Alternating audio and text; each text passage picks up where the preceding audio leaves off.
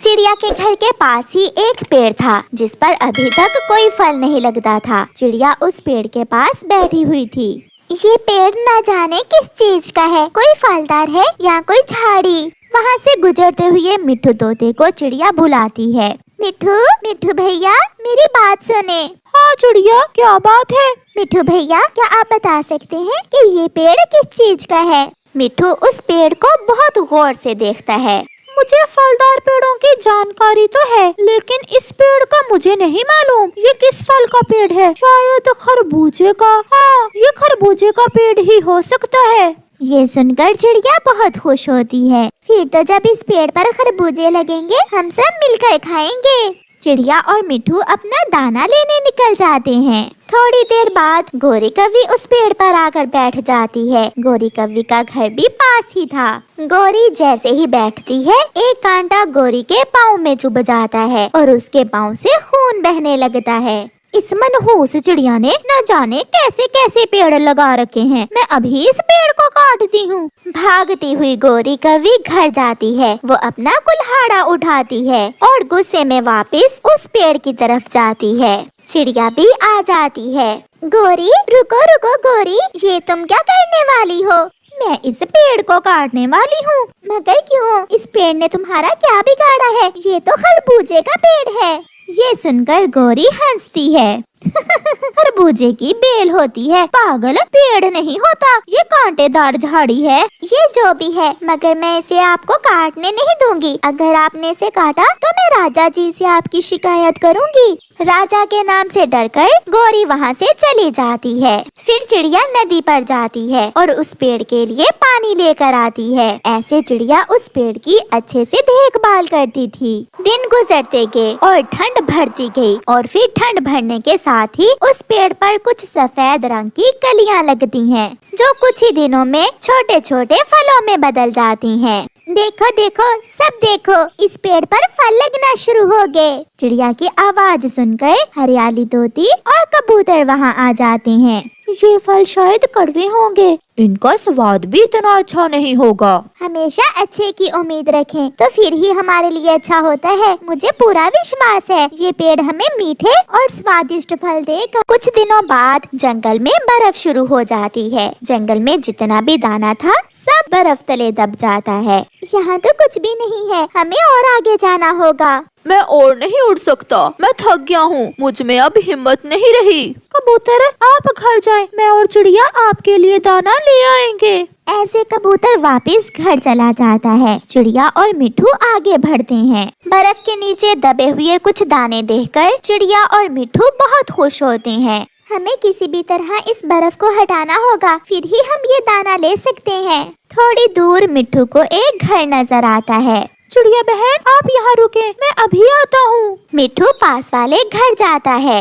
चाचा छमछम, क्या आपके पास बेलचा है? हाँ हाँ मिट्ठू, ये लो, मेरे पास बेलचा है। मिट्ठू वो बेलचा लेकर जल्दी से जाता है और बर्फ को हटाना शुरू करता है। बहुत मुश्किल से चिड़िया और मिट्ठू बर्फ के नीचे से दबा हुआ दाना निकालते हैं। कुछ दिन ऐसे ही गुजर जाते हैं और फिर एक दिन चिड़िया के पड़ोसी पेड़ के फल पक जाते हैं। वो एक मीठे संतरे का पेड़ था जिसके फल अब पूरी तरह तैयार हो चुके थे, जिसे देखकर चिड़िया बहुत खुश होती है। जल्दी चलें, आप दोनों मेरे साथ चलें। मिट्ठू और कबूतर चिड़िया के साथ आते हैं। वो भी उस पेड़ पर संतरे लगे हुए देखकर बहुत खुश होते हैं।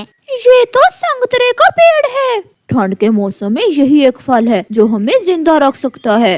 अब हमें दाना लेने जाना भी नहीं पड़ेगा। फिर वो सब दोस्त मीठे मीठे संतरे खाते हैं। गोरी कव्वी भी वहाँ आ जाती है। मेरे दोस्तों, मुझे भूल ही गए हैं आप। गोरी, ये वही पेड़ है जिसका कांटा चुभ जाने पर तुम काटने लगी। चिड़िया के घर के पास ही एक पेड़ था जो सूख रहा था। चिड़िया को नहीं मालूम था कि ये पेड़ किस चीज का है, कोई फलदार पेड़ है या झाड़ी। एक दिन चिड़िया जब अपना भोजन लेकर वापस आ रही थी तो वो थोड़ी देर के लिए उस पेड़ के पास रुकती है। अगर ये कोई फलदार पेड़ होता तो ऐसे सूखता ना, कोई पक्षी इसे पानी जरूर देता। ये सुनकर वो पेड़ चिड़िया से कहता है, चिड़िया, मैं एक फलदार पेड़ ही हूँ। मैं संगतरे का पेड़ हूँ। मेरे फल खट्टे मीठे और बहुत स्वादिष्ट होते हैं। मगर कितनी ही देर हो गई, मुझे किसी ने ना ही पानी दिया और ना ही मेरी सेवा की है। यही कारण है कि मैं सूख रहा हूँ। क्या अब मैं आपको हर रोज पानी दिया करूं तो आप फिर से हरे भरे हो सकते हैं?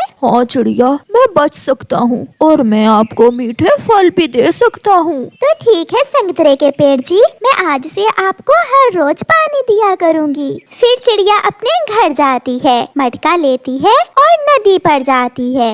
चिड़िया नदी से पानी लेकर उस पेड़ की जड़ों में डालती है। पानी का एक घूंट पीकर ही उस पेड़ की जान में जान आ जाती है। चिड़िया रानी, जो एहसान आपने मुझ पर किया है, मैं उसका बदला जरूर आपको दूंगा।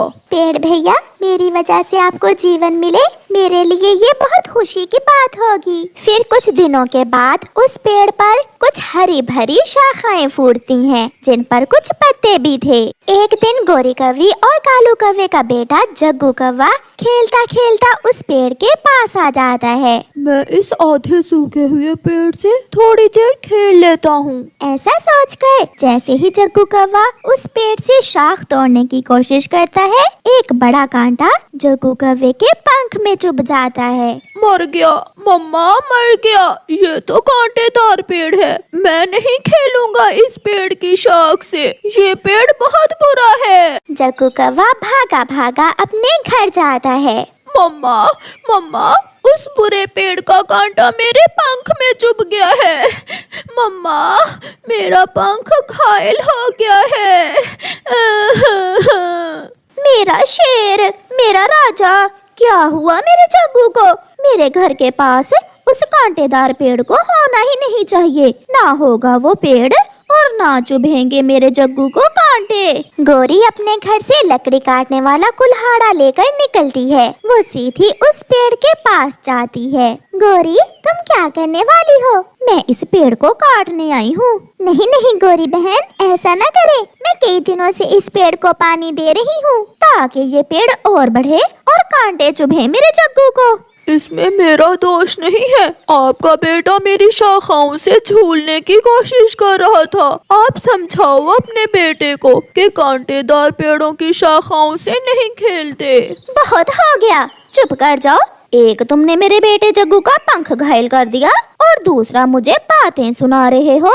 गोरी बहन, मैं आपको ये पेड़ नहीं काटने दूंगी। ये पेड़ मेरे घर के पास है, इसलिए ये पेड़ मेरा है। छोटी चिड़िया, आज तो बड़ी बड़ी बातें कर रही हो, रोक सकती हो तो रोक लो।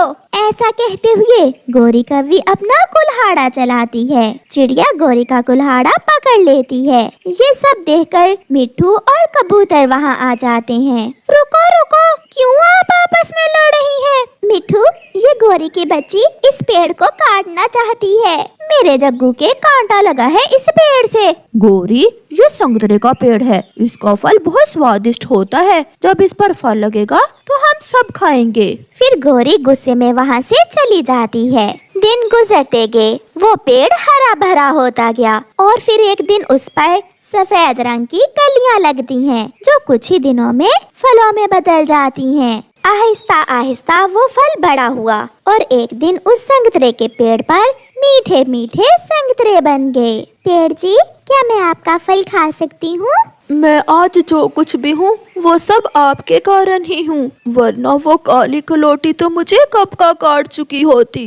फिर चिड़िया उस संगतरे के पेड़ से स्वादिष्ट फल खाती है। चिड़िया के दोस्त कबूतर और मिट्ठू भी चिड़िया के पेड़ से फल खाने आते हैं। चिड़िया, इस पेड़ ने तो हमें तुम्हारी सेवा का अच्छा बदला दिया है। इसका फल तो बहुत स्वादिष्ट है। उड़ती हुई गोरी कौवी भी वहाँ आ जाती है, जिसे देखते ही वो संगतरे का पेड़ गुस्से में आ जाता है। मैं भी खाऊंगी, मैं भी ये स्वादिष्ट फल खाऊंगी। गोरी, याद करो, ये वही पेड़ है जिसे तुम काटना चाहती थी और आज वही पेड़ हमें मीठे मीठे फल दे रहा है। फिर गोरी कौवी उस पेड़ से एक संतरा तोड़कर खाने लगती है। छी छी, ये फल तो बहुत खट्टा है, मेरा सारा मुंह ही खट्टा हो गया ये फल खाकर। मेहनत का फल हमेशा मीठा होता है और बिना मेहनत का फल हमेशा खट्टा ही होता है। मैं तुम जैसे आलसी और बुरे पक्षियों को अपना मीठा फल नहीं बल्कि खट्टा फल ही दूंगा। मेरा फल सबके लिए मीठा है मगर तुम्हारे लिए खट्टा होगा।